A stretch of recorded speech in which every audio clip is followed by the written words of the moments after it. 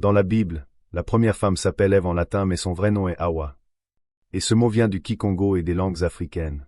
En Kikongo et l'Inegala, Hawa a un double sens.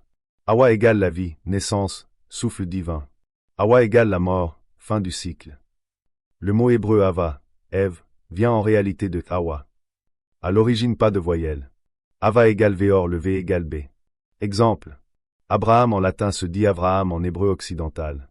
Or en l'Inegala par exemple pour dire la pluie on dit Bula ou Mula. Donc le B égale V. Le W égale V.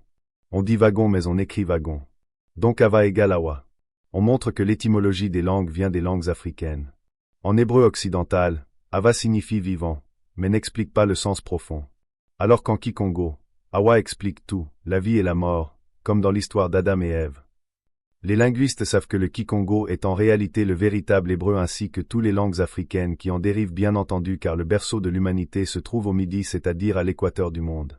Quand nous parlons du Midi nous parlons du Congo, Centrafrique, Gabon, Cameroun, Rwanda, Angola, Burundi, Tanzanie, Kenya et j'en passe. Tout le Midi qui va du centre jusqu'en Afrique du Sud. Hawa, dans la Genèse, donne la vie, enfant, mais aussi la mort, expulsion du paradis.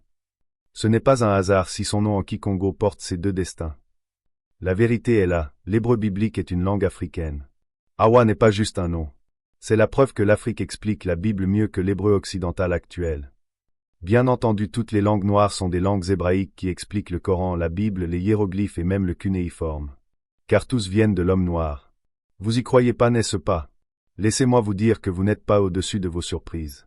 Connaître la sagesse ancestrale, c'est-à-dire la langue de l'observateur, c'est-à-dire la langue du divin ou la langue de celui qui se cache va au-delà de ce que vous pouvez imaginer. Nous allons voyager et partir dans la sagesse de la noirceur.